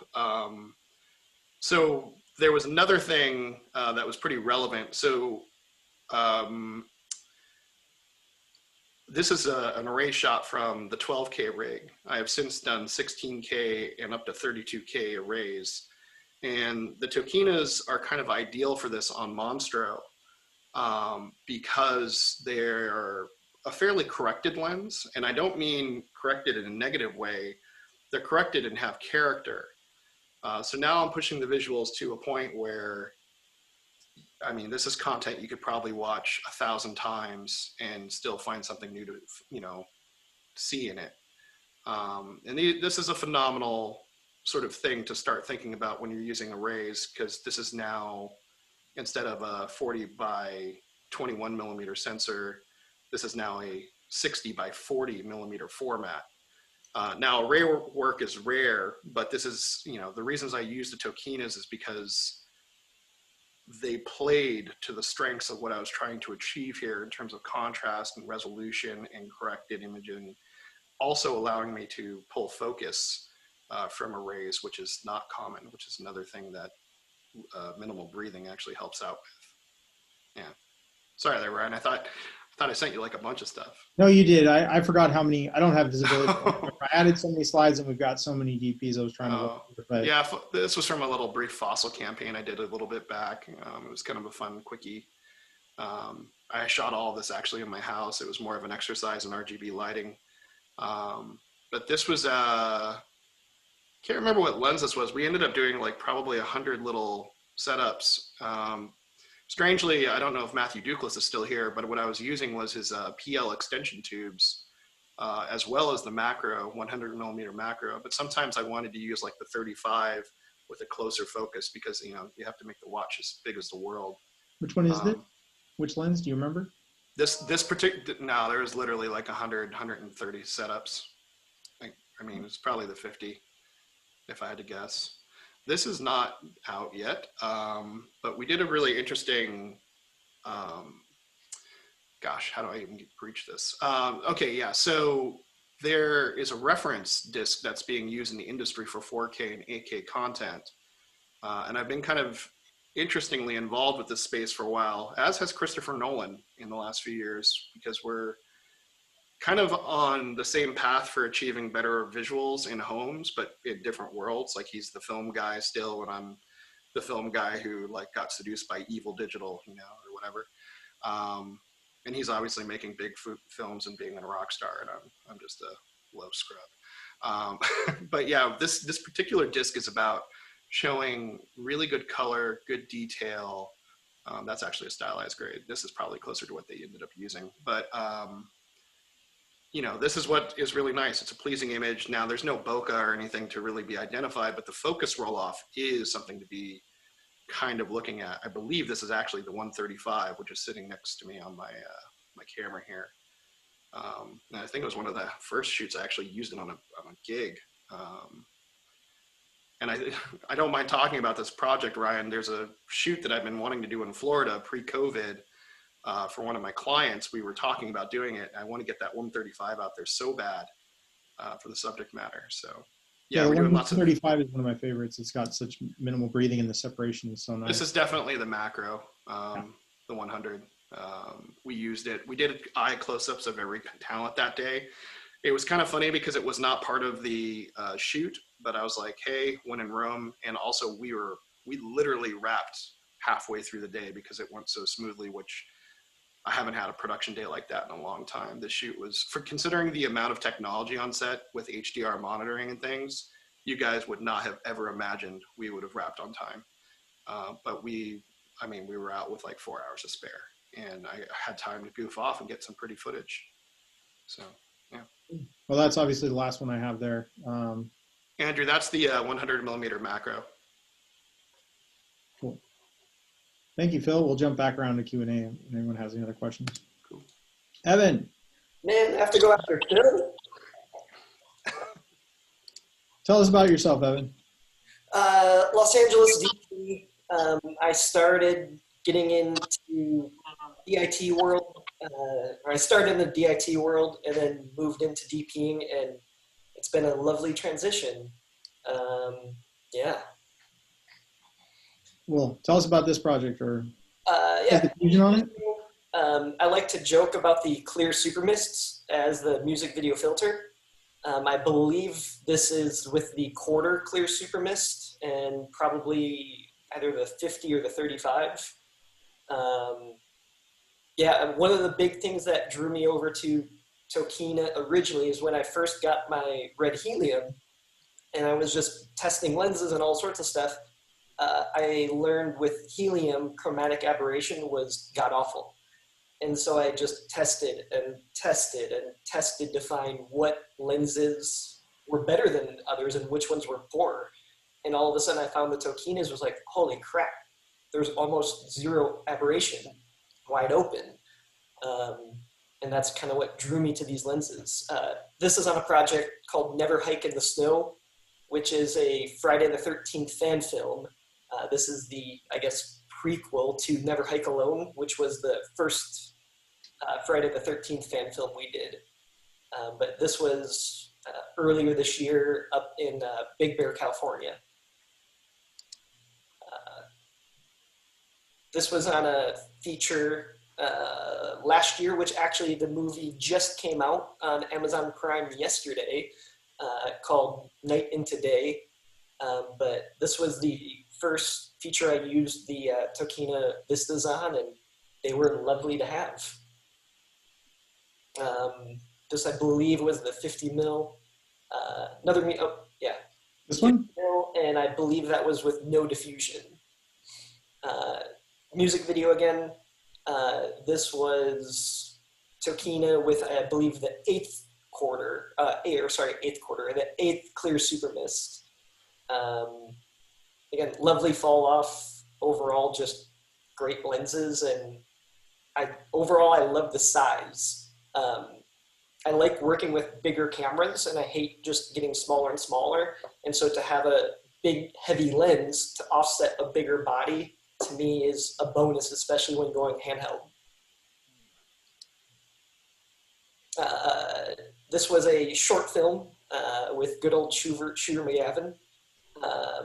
Tokina's, and this was, I believe, Hollywood Black Magic, not Clear Super Mist. And yeah, I don't know what else to say about that one. Thank you very much. If we have other questions for everyone, get back around. So Phil Arntz. Yeah, so coming to everyone from the other side of the pond, I guess most of you in America. So Oh, did you drop out? He muted himself. Oh, he muted himself. Hold on. Muted. How about that? Is that better? Yeah, take the same. Much better. Right, good. Much better. Now you can hear me. So yeah, I'm based in London. Some might know me because I used to live in Los Angeles as well, and then I spent some time in the Middle East. You know, I shoot a fair bit of. I'd say a lot of my work is aerial work. Similar vein to Phil. I would assume maybe it's in the name, maybe it isn't. But yeah, a lot of feature work on you know on the aerial unit, and then I shoot commercials and narrative stuff, sort of in my you know in the time that's not occupied by aerial work. So this is interesting, actually. I shot this during lockdown, so it was a bit of an exercise on sort of being nimble. This is Sony Venice, and this is actually with the Vista 1 lenses. So that's the first time I shot with them. And it's interesting because I did a short very early on with the Tokina Vistas, which was, you know, where the 35, the 50, and the 85 were the only lenses in the set. And, you know, now we came back with a full set of Tokina Vista 1s. And it was interesting just to kind of see the differences between the glass. And I found that I think my style in general kind of is, you know, more subtle, I'd say. You know, like others, I think I explore different projects with different glass. And this project was sort of, you know, really low-key lighting, and you know, really dark and also minimal the way we shot it. You know, this is all Sony Venice. It was rated at a base of 2500 ASA and then pulled to 1600. And this is all, you know, T2 on the Vista 1s. And I don't think any of these really show off the single coating of the Vista 1s. Maybe you can kind of see it in the skin, maybe a little bit of the halation on the lights in the background. But again, very subtle. You know, I would assume that, you know, you probably on a project like this won't see a massive difference. There are some shots in this where it might be a bit more obvious. I don't know if you have anything else from there. But yeah, I reckon in a shot like this, you might notice it on the practicals there, above the kitchen counter. You know, you get that little bit of halation. I don't think I'm a massive proponent really for feature work, especially of I don't really use a lot of filtration, and I think that's just because I've really embraced the digital workflow, especially with cameras like, you know, Sony Venice and, you know, shooting Arri RAW and also Red RAW. I think I don't really tend to go down the diffusion route too much. So it's kind of interesting to have that built into the glass where you kind of gain some flexibility and depending on how you use them. But yeah, and that was this was some might recognize this. This was one of the early sort of short films we shot with the original Tokina Vistas, and this specific one was first shot the film we did. It's a 35mm. Again, it's shot at T2. I think almost everything I've shot on the Vista has been at T2. As boring as that sounds, I find that they resolve nicely. I found that they're sort of manageable in the sharpness. And this is on the 85mm. And it's interesting, actually, this film, maybe that's more of an observation of where I went rather than the lenses, but I think this film was sort of more on the tighter end. Like, we shot a lot on the 50, we shot a lot on the 85, whereas what I adjusted on the Sony tended to go, on the 18, the 25, and the 35, and we didn't really explore anything past that. But I love this glass. I think for me, when I do work on on features, and you had a couple of examples on there, like Fast and the Furious 9, they had Vistas on specialty unit stuff, and I tend to go on these features, and you kind of, because you slot into a main unit, you kind of just fall into line with what is being done on the main unit side. So coming to my work personally, that where I have the the chance to dictate lens choice and camera choice and all that, I find that these Vistas are sort of my go-to for anything that's modern, that's sharp, but not overly, like, I think the word might be clinical, because they're not too contrasty. I think they have a fairly well managed contrast, which makes them appear quite sharp, but it's not like horribly overly sharp, and I think that's due to just the nice fall off that you get, especially on this face. You can see that it falls off so nicely, like the depth of field is so pleasing. So yeah, I mean, that's kind of my my experience with this with these lenses. For me, they just kind of slot into my workflow. They've always behaved exactly how I've expected them to behave, and I think maybe that's sort of the best testament that I can give to this glass, is that the set is perfectly matched, the set is perfectly consistent. I know what they look like, and I know what I can get out of them, and really, that there's not much more I can ask for when I shoot a film. Great. Thanks, Phil. Neil, What's up? tell us about yourself, Neil. Hi, I'm Neil Fernandez. I'm from the suburbs of Chicago. This is actually my first Q&A, so thank you, Michael, and thank you, Ryan, for inviting me. I started off in reality television, which is kind of weird that I'm with all of you fellows and fellas of filmmakers, but reality TV shaped me as an editor to become a better cinematographer. So I didn't think being a director of photography or a director, I would leave the reality TV world, but I did, because I ultimately want to shoot a Fast and Furious myself. But now I shoot from fashion to music videos, documentaries, narratives, you name it. This image is from actually a bedsheet brand called Cloud 10 with a 50mm. I found that using these Vista lenses, it really defined my look as a cinematographer. People, every time I show up with these lenses, people are like, why the hell are you fucking using this heavy cinema glass when you can use a DSLR camera? I'm like, well, for me, I just want that cinematic look with everything I do, I think it changes the game in a sense of, like, if every artist is different, and no matter if you're using a red or black magic, this one's a red, it really, for me, it gives you a sense of style. And I don't think there's a testament of what you should limit yourself, whether if you are shooting a narrative or a documentary, even reality TV, you can still do some really cool things that, oh wow, I didn't think having a red on a reality TV show could really make a difference, because it really does, and people are taken back by it. And when I shoot swimwear, again, people are like, why the hell are you bringing a red when you can just use like a 5D? Again, it really separates my style from a lot of styles that are out there that shoot fashion. And not saying they're wrong, but that, again, it's what I choose to do as a cinematographer. And this was shot on a 1628. Before I knew anything about filters. Like, I'm still new to the game as a cinematographer, and I'm still learning. I just started to use the black super mist 1/8. It was like my go-to filter now because it just creates more of a filmic look when I'm shooting narratives or music videos and so forth. This this image was shot on a 50 millimeter. It was the passion project for a short horror film.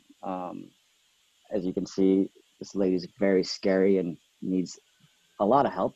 But again, you can see the detail it captures, and you really, when you look at this image, I'm like, it feels scary, and with the negative fill on your left, and then with like a red gel with, I used like a shitty 1x1, and then I was still able to achieve the look that I wanted to get. This was shot for a music video for Ryan Francis from Dispatch. No lighting, just run and gun. Again, 1628. So the 1628 is my go-to lens for the most part when I'm shooting run and gun stuff. I think for me, it's versatile. I love shooting on a very wide lens up close because I like to capture the background, and it also just very nice when you set it up and a little distortion on the sides. This was shot in the Philippines. Again, every writer gets to bring their pen and paper. I'm a cinematographer who brings a heavy ass red to wherever I go, no matter if I'm on vacation or going on a hike. I'm the idiot who likes to bring that camera. But again, I love capturing people, and I love capturing images, and it's really cool. This is my dog Bugatti, shot on the 50 as well. Another good lens. Lenses again are good for anything, and I really don't know much to say about this one. Well, that was it. Well, thanks, Neil. Thanks for sharing your content with us. Of course. Thank you. Finally, we got Chris. Chris, you want to jump in and tell us about yourself, and then after we finish with Chris, we final cleanup Q&A or whatever we want to talk about. So. Cool. Hey guys, I'm Chris Vanderschaft. I work mostly in the commercial, like high-speed Phantom, tabletop motion control, robot arm style world.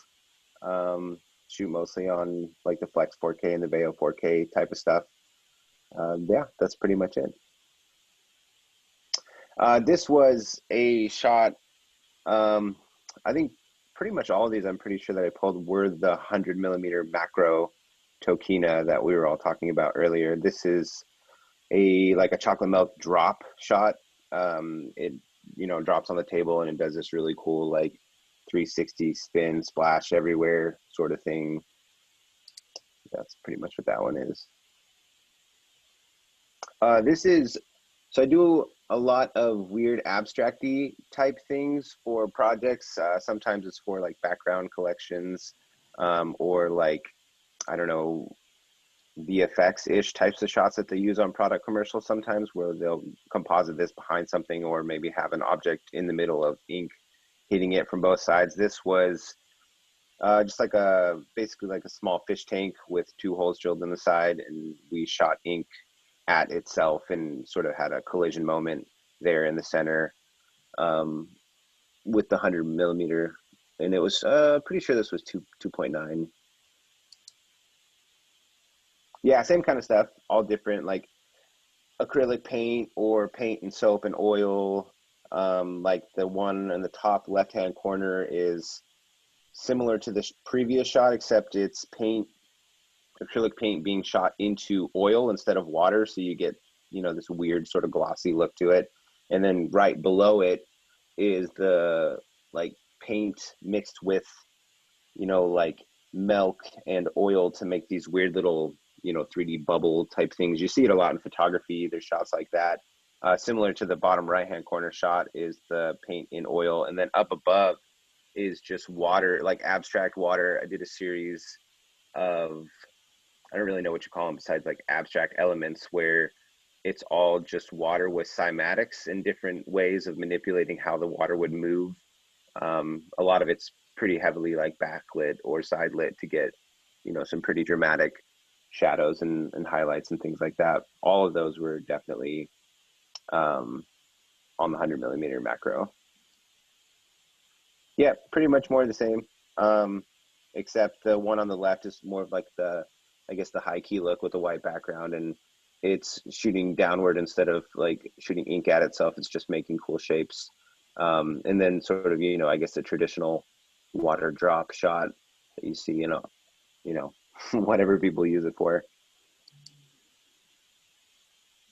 This was part of a project I did with DMG.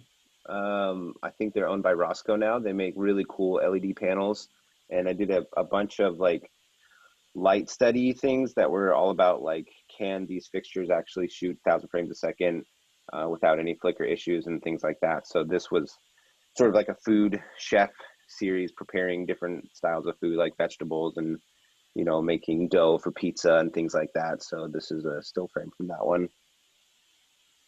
Same kind of thing, except the chef is sort of like, you know, sifting or tossing the flour over the dough before he prepares it.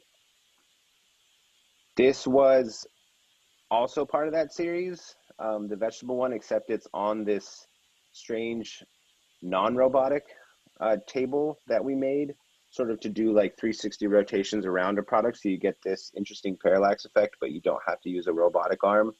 So it basically just, you know, it's almost like making an L-shaped speed rail rig, like a reverse Lazy Susan almost, where the camera rotates around the platform instead of the table itself rotating. And then you swing the camera around and, you know, throw stuff on it and try to make it look cool.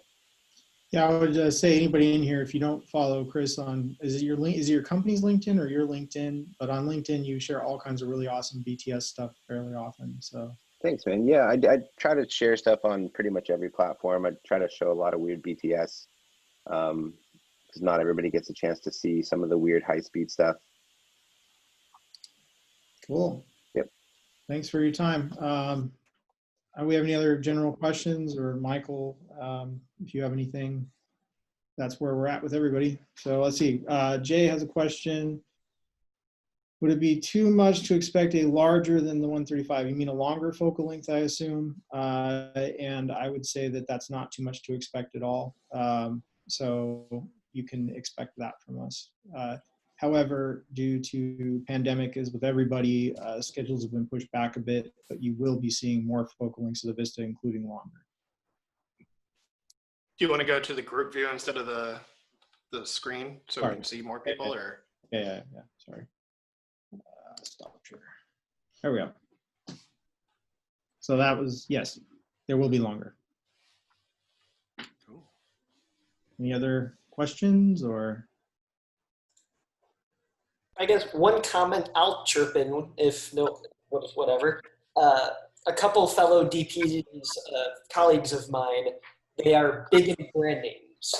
They always have been. It has to be a Zeiss lens or et cetera, et cetera, et cetera. And when I told them about Tokinas, they're just like, oh, it's Tokina, they're a still company, no. Well, I let them borrow my set just for free, take them for a week, go shoot whatever, go whatever. And they were just absolutely blown away by the quality of them. And they couldn't believe that they just threw them off as just a still lens company, that they actually make an awesome lens. So now that they use them and rent them, and I don't know, it was really nice that these people were very brand heavy, but then all of a sudden they used it and they changed their mind. So don't knock them. Yeah. Sorry, go ahead, Phil. No, I've experienced the same thing, and it's very interesting because, you know, as Ryan said, they're big boy lenses. I'm not scared to have lenses of a substantial size on what I do for a living. I have compact lenses when I need to go compact, but I think the most interesting conversation, and I don't mind talking about other brands, like the only lenses that really kind of come close to these are the Arri Signature series with worse coverage. So, and, you know, more expensive. And, you know, that's the real choice if you're looking for something that's like, okay, what does this and what does this and how are these similar? And the Tokinas, I don't know what the master designer was drinking, like was definitely reaching for the sky. So if you compare these against some of the stuff that are kind of well-known brands or even just well-known optics, I mean, I'm right there with you, Evan. I mean, almost everybody has been sort of blown away by what these things do. Yeah, I mean, big DPs as well. So. But it's not just sharpness. There is like a look to them. There is something every time somebody uses them, or I have DITs color correct on set, they're always like, what is this? Like they just feel so different, you know. Everybody's it's this like this, it feels like a big image, regardless on the sensor you're shooting on. And there's not a formula to that. It's not a quantifiable thing. It's whoever designed these, they really were trying to make, you know, they make something completely different, and it's kind of amazing. But they are heavy, and it comes at a cost. But you get used to it. I mean, cameras are getting smaller, so maybe the net weight doesn't really change. But they're big lenses. They're not toys. And it's when somebody picks one up, they're like, "There's a lot of glass in here. A lot of glass in here. You could feel there's a lot of something special inside, and it's really nice." They use a lot of exotic glass types, and there's no free lunch in optics. Everybody goes, "Oh, if you made the Vista primes lighter, we'd be in." I'm like, they already exist. That you're describing another lens. Like, it's not. What makes the Vista prime special is these big, giant elements and coatings and glass types that have a much higher density than other types of glass. It's big glass. If you want something lighter and to travel easier with, that glass exists. The zooms are a great compromise between that too, with very similar flare characteristics that match. But these are big lenses, and you get that big lens feel to it. It's just undeniable, to be quite honest with you. Yeah, that's kind of the thing with VistaVision too. Is I'm definitely a cinematographer that kind of really enjoys playing with scale in frame, and obviously, you know, people have criticized my work for aggressive focus pulling at times, but that's fine. But the thing is I like to make reality look bigger than life often. Sometimes I want to be hidden in a scene too, and I can frame around it that way. But it's this interesting thing, you know. I would say these on the LF, the VV, anything in that sort of general format size really will provide something interesting, especially on the wides. I think a lot of people don't have a full grasp of what format size really has to do with cinematography, especially with a lot of the FUD being spread around on the internet. But when you start, you can match focal lengths in Super 35 and so on and so forth. But when you start moving the camera and operating a shot, the format sizes become much clearer in terms of what they provide as strengths and weaknesses. There's a reason why documentary filmmakers were really into Super 16, and there's a reason why IMAX is super into 15 perf 70 mil. And I think VistaVision is kind of that really sexy little middle ground where you can kind of do a lot in both of those directions. So yeah, personal take there. I don't know why I'm ranting. There was a. Sorry, go ahead. I was just going to comment. These really are the master primes of full frame, and as many times as I say it, it sounds like bullshit. But then you actually put them on, and especially on jobs where you're going to be doing a lot of cropping, a lot of reframing. There's a lot of stuff that we shoot for big brands that we have to shoot multiple formats at the same time.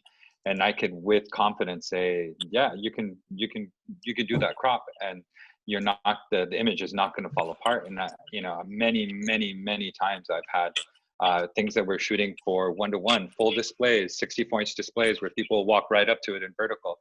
And they're like, it's like looking into a mirror. It's amazing. There's no chromatic aberration. There's no halation. There's no optical characteristics that are falling apart. It's pretty impressive.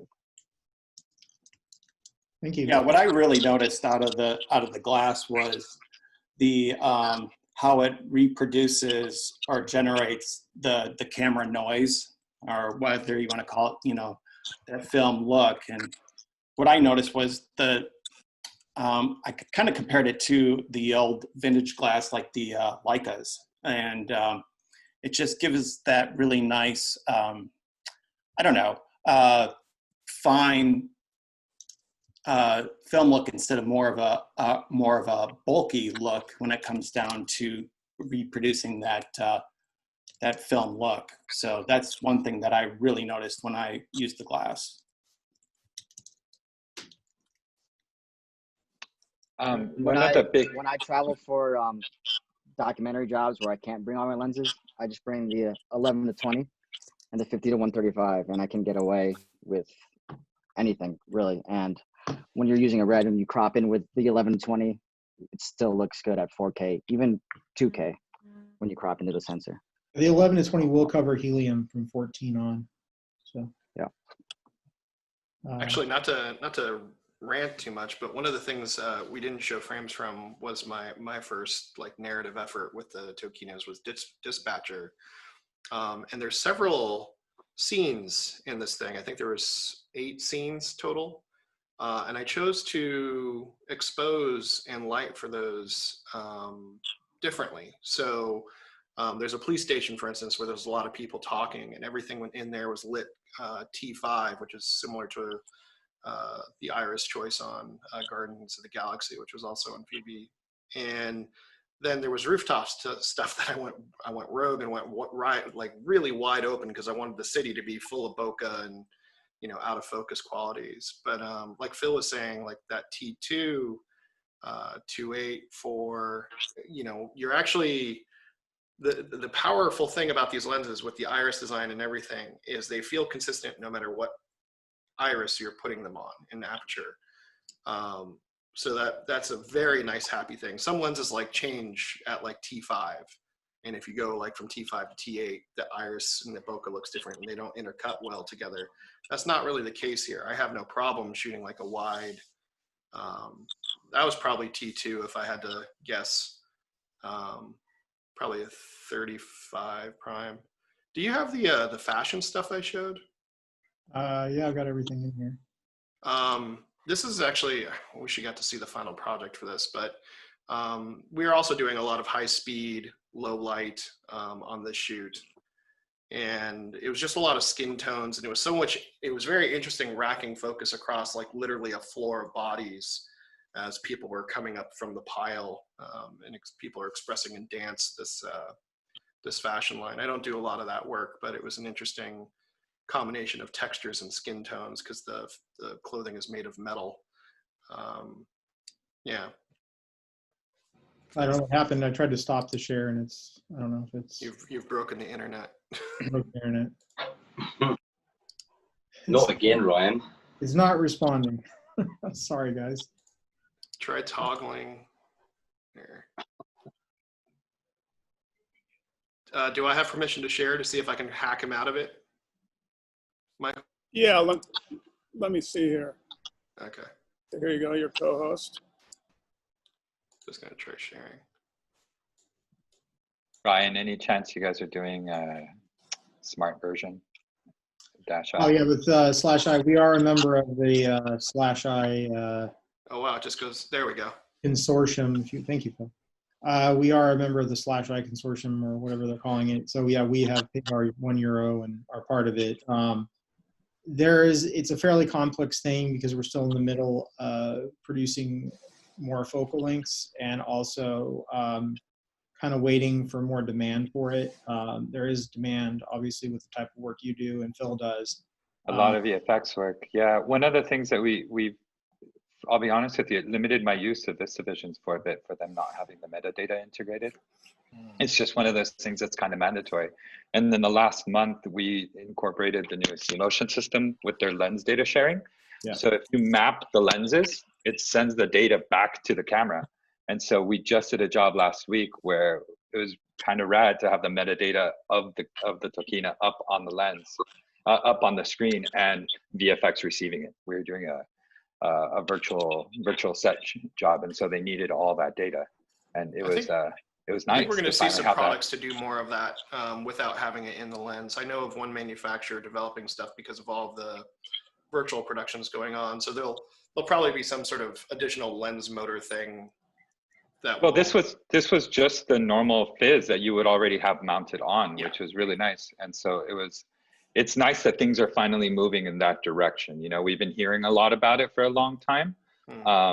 And people think that it's more complex, but it's nice to see that it was just a toggle switch and that it just worked for once.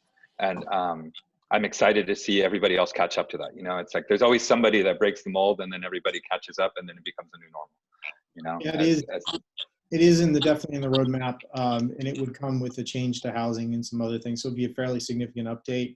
And Tokina is kind of just going along, putting out the focal lengths that we have, primarily because we're starting to see much more feature VFX adoption, and that's pushing Tokina in that direction.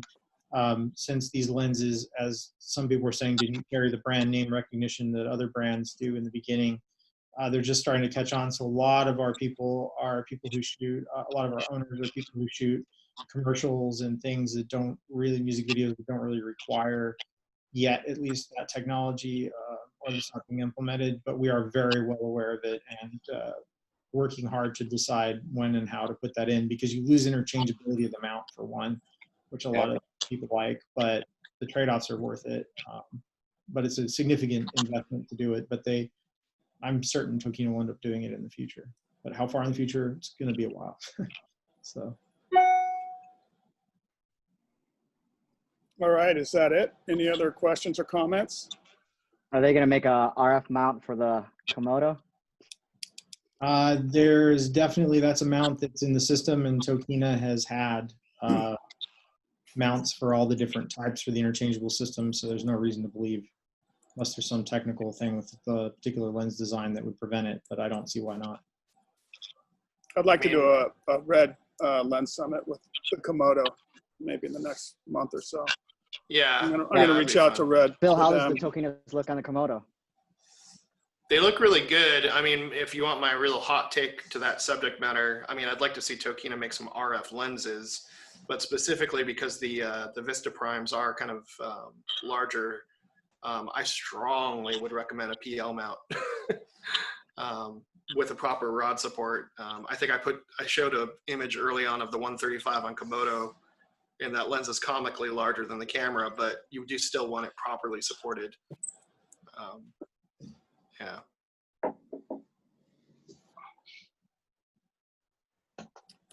Thanks for showing up, everybody. Yeah, this is a thanks great for having us. Yeah, it's great discussion. I really like the format with all the guest DPs on talking about their projects. And yeah, I think it worked out pretty well, pushing 2 hours. Next week, we're going to have Zero Optic on, which is, you know, one of the premier vintage lens rehousers in the world. Alex Nelson is going to be on, talking about the company history, the philosophy, how to source lenses to be rehoused, things like that. And it's going to be a pretty free-form discussion, not a lot of slides and stuff. So tune into that next Friday. And yeah, I think that's about it.